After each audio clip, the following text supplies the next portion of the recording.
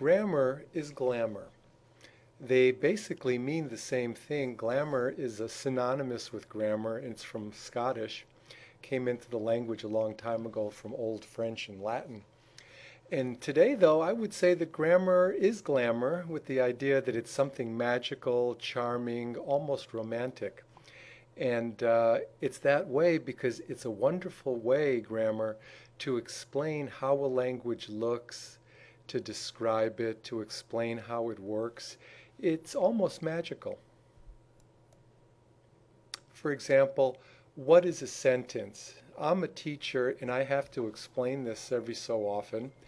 And it's not easy to explain in a way that's meaningful and actually practical or useful to students. A sentence is a complete idea. A sentence has a verb or a subject. Still, what's a student supposed to do with that information? Instead, I learned a great way to explain it from a teacher of mine named Robert Allen, who came up with lots of magical, romantic ways to describe the language. He said, a sentence is a group of words that can be changed to a yes or no question. Sentences can also be described as beginning with a capital letter and ending with punctuation. For example, Marty has finally found a job. Obviously, it's a sentence, but suppose somebody wrote something on their paper and they weren't sure if it was a sentence, what could they do to check? Well, if we apply our definition of what a sentence is, then if I can make it a question, has Marty finally found a job, then it's a sentence. And so it is a sentence. I've just shown that. He will start next Monday. Try it again. Will he start next Monday? It's another good sentence because I was able to change that group of words to a yes or no question. Now, sometimes we need to add some other words, do, does, or did, to make the yes-no question, but they don't really change the meaning or add any more content to the sentence itself. Let's see how that works. Marty needs to buy black shoes. Let me try to make this a sentence to be sure that it is. Does Marty need to buy black shoes? It's a good question. It's a good sentence. He wore out his last pair. Did he wear out his last pair? Again, I was able to change that group of words to a yes or no question, and that proves to me it's a sentence. This kind of a technique is really great because it allows someone to edit their own writing. So if, for example, in my situation, I'm a teacher and I ask students to, let's say, edit their papers, double check, make sure they're writing complete sentences on their paper, then I can ask them to form yes or no questions to really be able to check and to be sure that they're doing that. So let's see how that could work. He must get black shoes because his uniform is black. It's not uncommon. I've found sentences like this often on people's papers. And an easy way to have a student check and to correct their own writing would be to ask them, why don't you try to make yes or no questions out of each sentence? Must he get black shoes? That works fine. Is because his uniform black? I'm not able to answer that. Because is his uniform black? Again, I'm not really able to answer that as a yes or no because, as you know, I feel, and that's exactly what we need, is that feeling that the question just isn't right.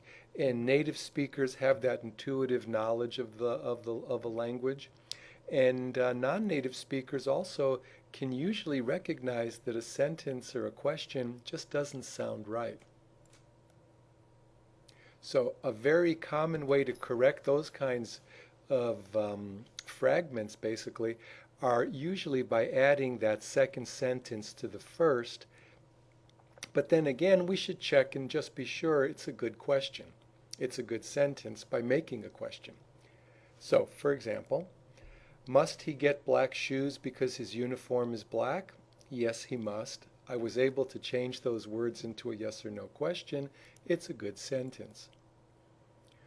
Another good technique of this is students again will write sentences like this. We often call them run-ons. His work hours are 3 a.m. to noon. His lunch break is at 7. And if a student went back and asked yes or no questions, they'd start to realize, for example, are his work hours 3 a.m. to noon? His lunch break is at 7. They'd see that something's wrong here. And they could try to work with it a little bit more, maybe make a second question. Is his lunch break at 7? And now it's clear that this one sentence actually is two. And to correct it, it's easy to tell people, well, why don't you just end each question with a period? His work hours are 3 a.m. to noon. His lunch break is at 7. This technique is also nice because then you can begin to talk about other ways to combine sentences. For example, with a comma and, or two sentences combined with a semicolon. These are great ways, I think. This is one great way for students to be able to edit their own work and their own sentences. As I said, Robert Allen was my teacher, showed it to me, and he has a number of kind of little magical tricks like this that are very simple and also always tell us what the English language looks like. They're great descriptions. I'd be very curious to hear what you think about my little presentation, and I'd love to hear from you. My name's Richard Abend. I can be reached at rabend@mpc.edu. And I'm going to try another one of these. It's going to be about what's the subject of a sentence and how do we find it. And let me know what you think. Should I do another one of these, or am I better off stopping after my first one? Thanks very much. Bye.